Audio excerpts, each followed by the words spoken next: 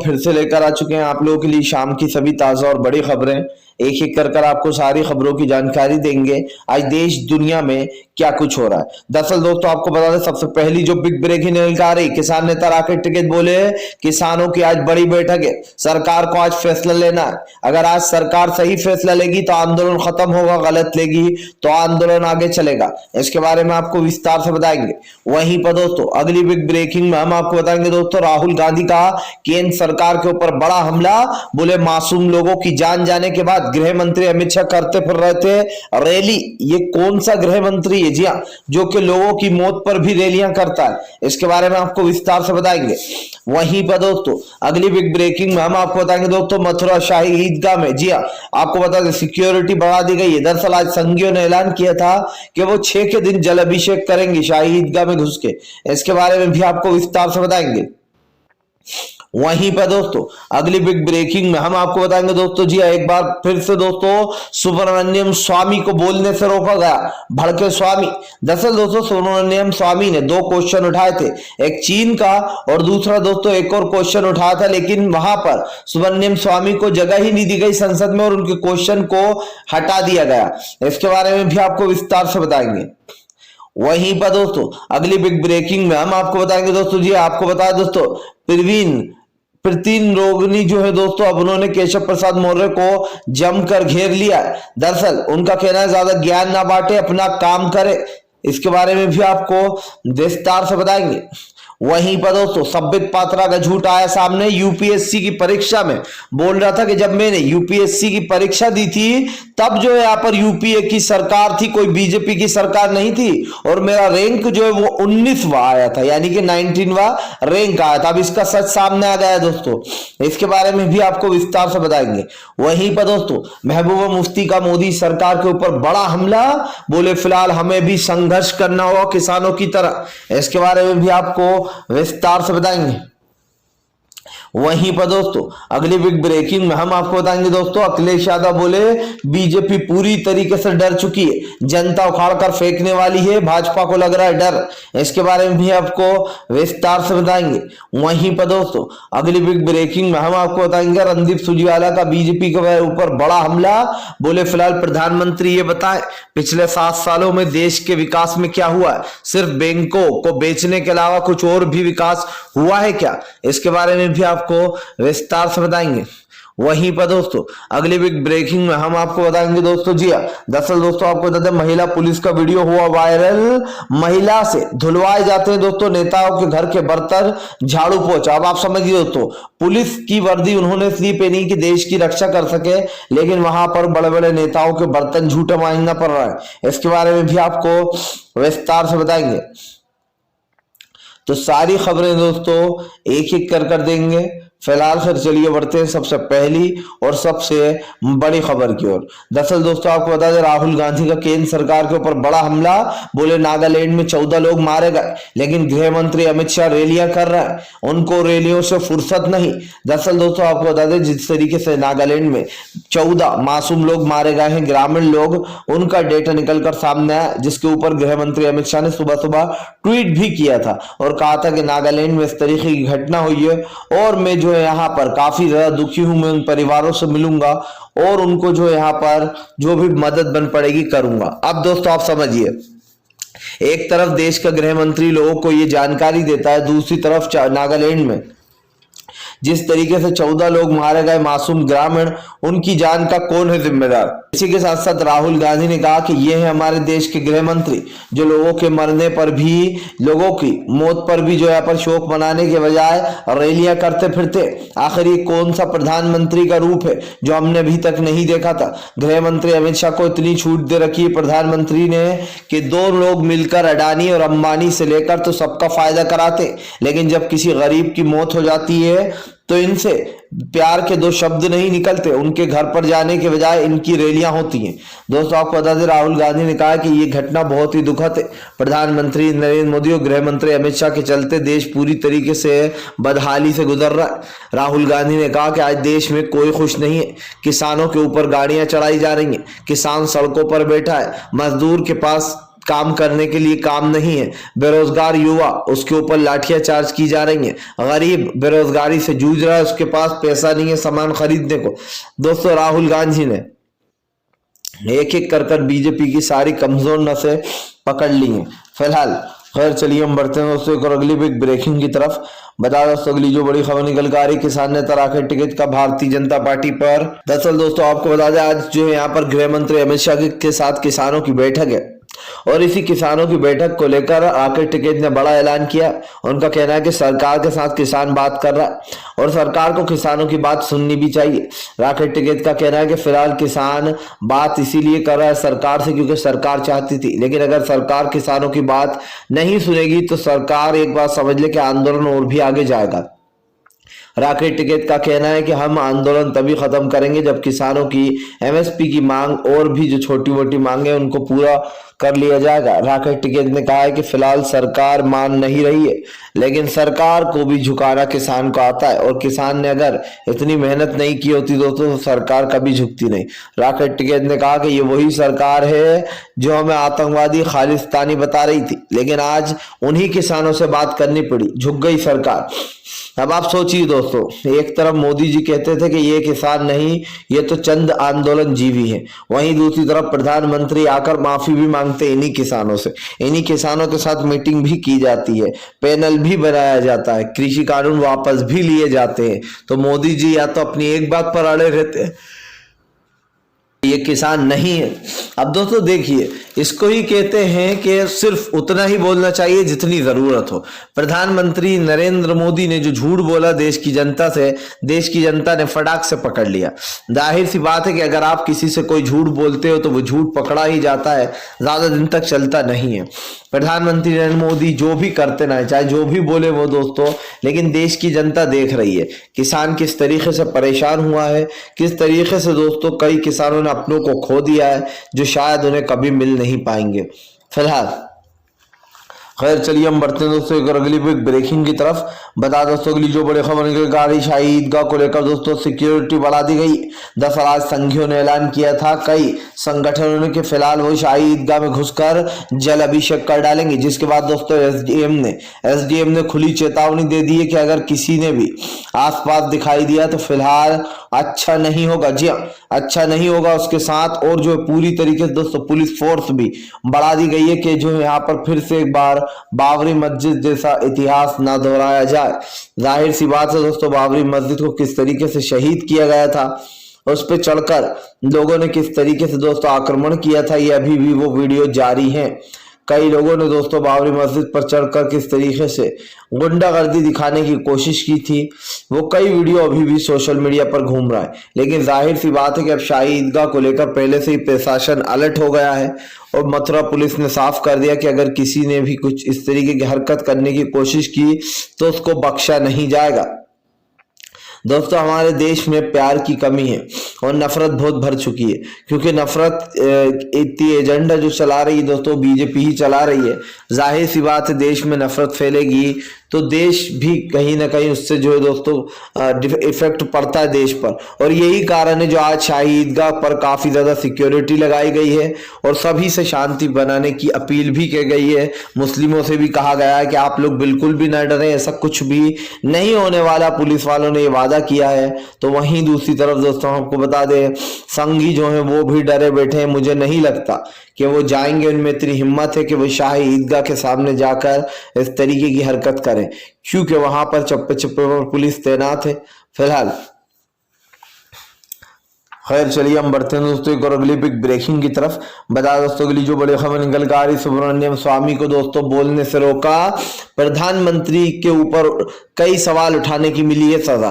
दरअसल दोस्तों आपने हमेशा देखा होगा कि सुब्रमण्यम बीजेपी के एक ऐसे नेता हैं या ऐसे मंत्री हैं दोस्तों जो बीजेपी पे ही निशाना साध देते हैं अगर वो गलत करती है तो। और दोस्तों पीएम नरेंद्र मोदी तो गलत की पूरी दुकान ही है, हर फैसला उनका गलत होता है। इसी को लेकर सुब्रमण्यम स्वामी हमेशा मोदी को घेरते रहते हैं। अब दोस्तों सुब्रमण्यम स्वामी ने संसद में 2 सवाल अपने लिखवाए थे जो वो सरकार से क्वेश्चन करना चाहते थे। अब दोस्तों किस सरकार से क्वेश्चन करना चाहते थे? बीजेपी से ही क्वेश्चन करना चाहते थे। पहला मुद्दा था चीन का दोस्तों, और दूसरा मुद्दा जो है वो ऑब्वियसली जो देश में हो रहा है महंगाई वगैरह उसको लेकर होगा। अब सुब्रमण्यम स्वामी के जो दोस्तों दो जवाब सवाल पूछे थे सुब्रमण्यम स्वामी ने, उन दोनों को जो यहाँ पर अनुमति नहीं मिली पूछने की, मतलब बाद में उनको उस सवालों को रबर से मिटा दिया गया कि आप ये सवाल नहीं पूछ सकते। अब आप समझिए दोस्तों, सुब्रमण्यम स्वामी को पीएम नरेंद्र मोदी कोई भी सवाल का जवाब नहीं देना चाहते। क्यों? क्योंकि वो एक चीज अच्छे से जानते कि फिलहाल भैया अगर किसी भी सवाल हमने देने की कोशिश की तो उसका उल्टा ही होगा और सुब्रमण्यम स्वामी हमें ही घेरेंगे। इसीलिए दोस्तों अब समझिए, आप संसद में भी सुब्रमण्यम स्वामी को बोलने से रोक दिया गया। समझ में ये नहीं आ रहा है दोस्तों कि लोकतंत्र है या फिर खत्म हो चुका है, क्योंकि 12 विपक्ष के नेताओं को पहले ही बाहर निकाल चुका है। आधे से ज्यादा संसद का टाइम वेस्ट हो चुका है। विपक्ष को बोलने नहीं दिया जा रहा है, विपक्ष को मुद्दे नहीं उठाने दिए जा रहा है। जाहिर सी बात है कि जब विपक्ष मुद्दे नहीं उठा पाएगा तो फिलहाल प्रधानमंत्री क्या करेंगे? उनको यही चाहिए दोस्तों। प्रधानमंत्री ने 12 लोगों को निलंबित क्यों किया है? जानबूझ करके। कोई भी सवाल ना पूछ पाए इनसे, सरकार का विरोध हो तो बाहर हो और अंदर की बात बाहर ना आए। ये है सरकार का पूरा प्लान। इसीलिए दोस्तों विपक्ष को कोई सवाल नहीं पूछने दिए जा रहा है, ना ही विपक्ष को कोई बात करने दी जा रही है। इससे ये साबित होता है कि फिलहाल हमारे देश के प्रधानमंत्री को सिर्फ और सिर्फ दोस्तों कह सकते हैं कि तानाशाही पसंद है। क्योंकि अगर लोकतंत्र पसंद होता तो वो लोगों को बोलने देते, खुलकर आजादी देते बोलने की। लेकिन आज जिस तरीके से देश के हालात हो चुके हैं ये बहुत ही दुर्भाग्यपूर्ण है। फिलहाल खैर चलिए हम बढ़ते हैं दोस्तों और अगली बिग ब्रेकिंग की तरफ। बता दोस्तों अगली जो बड़ी खबर निकल कर आ रही है दोस्तों, उत्तराखंड से एक महिला पुलिस का वीडियो हुआ वायरल, खुर गई उत्तराखंड पुलिस की पोल।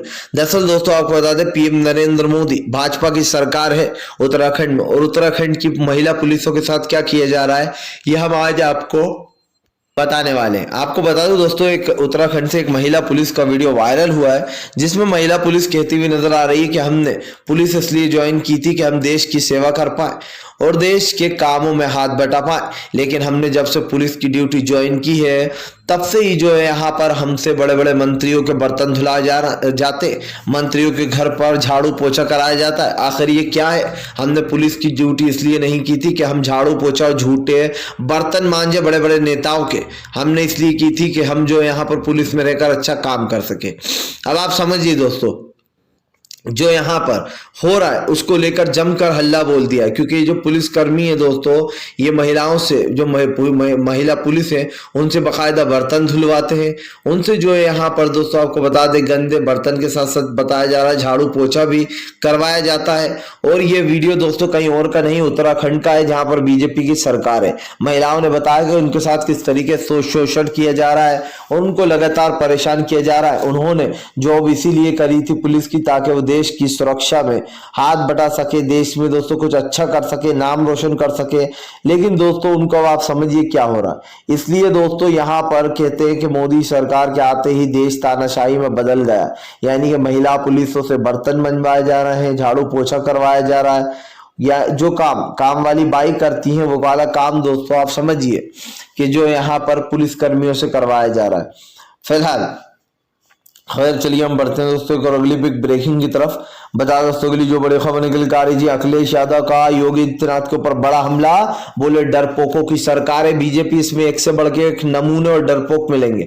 दरअसल दोस्तों अखिलेश यादव ने भारतीय जनता पार्टी पर बड़ा हमला बोलते हुए कहा कि बीजेपी में डरपोकों की सरकार है और इसमें डरपोकों की कमी नहीं है। अखिलेश ने कहा कि फिलहाल बीजेपी अच्छे से जानती है वो इस बार का चुनाव हारने वाली है, इसलिए वो जनता के हार के डर से बौखला रही है। अखिलेश ने कहा कि इस बार सपा खदेड़ा कर देगी बीजेपी का, उत्तर प्रदेश में बीजेपी की सरकार आने वाली नहीं है, इस बार सपा अपना परचम लहराएगी। ऐसा दूसरी तरफ दोस्तों हम आपको बता दें लगातार बीजेपी का पूरी तरीके से जो है यहाँ पर सोपड़ा साफ हो चुका है। भारतीय जनता पार्टी एक एक कर अपनी सरजमी खोती जा रही है। आपने देखा दोस्तों उपचुनाव में किस तरीके से बीजेपी की हार हुई थी, चाहे वो हिमाचल प्रदेश हो, राजस्थान हो या फिर दोस्तों तेलंगाना हो, हर जगह बीजेपी को बड़ा झटका लगा था। यही कारण दोस्तों जो भारतीय जनता पार्टी अब डर रही है कि उसके हाथ से कहीं सत्ता न चली जाए। और अखिलेश ने कहा कि फिलहाल इन लोगों को एक ही राजनीति आती है और वो है दुश्मनी की राजनीति। लोगों में दुश्मनी पैदा करना, एक दूसरे दूसरे के समाजों को लड़वाना और अपनी राजनीति चमकाना, यह है बीजेपी का काम। अखिलेश ने कहा अब से यह राजनीति खत्म, उत्तर प्रदेश में होगी सपा की सरकार, सपा का कानून और कानून व्यवस्था ऐसी कि महिलाओं को सुरक्षा पूरी। जी आरक्षण देने की बात भी कर दी है दोस्तों अखिलेश ने महिलाओं को। जाहिर सी बात है कि सब लोग, चुनावी दिन करीब आते जा रही है, चुनाव की तारीख, वैसे वैसे लोग तो ये लोग अपना अपना जो है यहाँ पर स्टारडम बढ़ाते चले जा रहे हैं फिलहाल। खैर चलिए हम बढ़ते हैं दोस्तों एक अगली बिग ब्रेकिंग की तरफ। बता दोस्तों अगली जो बड़ी खबर निकल कर आ रही, संबित पात्रा की दोस्तों खुल गई पोल लाइव डिबेट में। दोस्तों आज तक की लाइव डिबेट में बोला था झूठ, क्या बोला था चलिए मैं आपको बताता हूं। दरअसल दोस्तों जब कन्हैया कुमार और संबित पात्रा आपस में भिड़े थे तो संबित पात्रा ने दो झूठ बोले थे। पहला तो ये कि मैं एक यूपीएससी स्टूडेंट हूं और जब मैंने यूपीएससी की थी तो भारत में यूपीए की सरकार थी, यूपीए यानी दोस्तों कांग्रेस की सरकार थी। इसी के साथ साथ दोस्तों एक और झूठ बोला था संबित पात्रा ने कि मेरी 19वीं रैंक आई थी, कोई भाजपा ने मुझे नहीं घुसड़ दिया था। जी हां उस वक्त यूपीए की सरकार थी। अब आप समझिए दोस्तों संबित पात्रा लाइव आकर किस तरीके से झूठ बोलता है और कैसे इसकी चोरी पकड़ी गई है यह भी हम आपको बताते हैं। दरअसल दोस्तों जिस पर यूपीएससी की परीक्षा की संबित पात्रा बात कर रहा है उसकी एक लिस्ट निकाली है कांग्रेस ने सन 2000 की। दोस्तों जब सन 2000 की लिस्ट निकाली गई दोस्तों तो संबित पात्रा का यूपीएससी की लिस्ट में कहीं भी नाम ही नहीं है और इसने क्या कहा था कि मैं 19वीं रैंक पर आया हूं अपनी बड़ाई करते हुए। हालांकि हमें पता था कि एक नंबर का झूठा पात्रा, लेकिन दोस्तों जब ये रिजल्ट की लिस्ट निकाली गई दोस्तों 2000 की यानी कि सन 2000 की, तो पता चला दोस्तों कि यूपीएससी जैसे एग्जाम में संबित पात्रा ने कोई जो है यहां पर एग्जाम ही नहीं दिया था। सबसे पहला झूठ दोस्तों इसका। दूसरा झूठ दोस्तों इसने बोला था कि जब इसने यूपीएससी का एग्जाम दिया था तब कोई बीजेपी की सरकार नहीं थी, तब जो है यहां पर यूपीए की सरकार थी, कांग्रेस की सरकार थी बेसिकली, इसका ये कहना है। लेकिन दोस्तों जब हमने सन 2000 का डेटा मैंने सर्च किया और निकाला तो दोस्तों पता चला कि सन 2000 में दोस्तों अटल बिहारी वाजपेयी साहब जो है उनकी सरकार थी और जो है लाल कृष्ण आडवाणी भी उनके साथ थे बेसिकली। अब आप समझिए दोस्तों अटल बिहारी वाजपेयी कौन थे सन 2000 में दोस्तों, देश के प्रधानमंत्री बेसिकली सन 2000 में उनकी सरकार थी, ये माना है। अब आप समझिए दोस्तों संबित पात्रा क्या कह रहा था कि सन 2000 में यूपीए की सरकार थी और मैंने यूपीएससी की परीक्षा में 19 रैंक पर मैं आया था। उन दिनों कोई बीजेपी नहीं थी, कोई बीजेपी ने मुझे घुसा नहीं दिया था। अब आप समझ लीजिए ये कैसा डॉक्टर है जो सरेआम झूठ बोलता है। अब दोस्तों इसने झूठ तो बोल दिया लेकिन इसके बाद कन्हैया कुमार ने मजे ले लिए। कन्हैया ने एक ट्वीट करते हुए लिखा, जनाब हमने आपका पूरा डेटा निकाल लिया है, कौन सी रैंक आई थी, कहां पर पढ़ते थे, तुम्हारा पूरा का पूरा डेटा समझ में आ गया। वाह, झूठ बोलना कोई तुमसे सीखे। इतना अच्छा झूठ सिर्फ बीजेपी ही बोल सकती है। लोगों की आंखों में आंखें डालकर लाइव डिबेट में बैठकर झूठ बोलता है संबित पात्रा। ये बीजेपी के टुकड़ों पर पलता है और इसीलिए ये हर जगह जाकर टर करता है लाइव डिबेट में। अब आप समझिए दोस्तों संबित पात्रा की जमकर कन्हैया ने बखिया उधेड़ दी। कन्हैया को तो तभी लग गया होगा जब ये झूठ बोल रहा होगा दोस्तों, क्योंकि जाहिर सी बात है कि संबित पात्रा का चेहरा देखकर लगता नहीं है कि यूपीएससी में 19 रैंक पर आएगा। अब जिस तरीके से इसकी सरकार की पोल खुली है कि भैया सन 2000 में तो अटल बिहारी वाजपेयी की सरकार थी, कहां हो भाई साहब फिलहाल। खैर चलिए हम बढ़ते हैं दोस्तों एक और अगली बिग ब्रेकिंग की तरफ। बता दोस्तों के लिए जो बड़ी खबर निकल कर आ रही है। दरअसल दोस्तों आपको बता दें, अब जो यहाँ पर प्रलीन रोगरिया ने दोस्तों खोला केशव प्रसाद मौर्य के खिलाफ मोर्चा। प्रलीन रोगरिया ने कहा कि फिलहाल मौर्य जो है वो ज्यादा राजनीति, ज्यादा चौधरी ना बने, अपने काम से काम रखे, ज्यादा ज्ञान ना बांटे।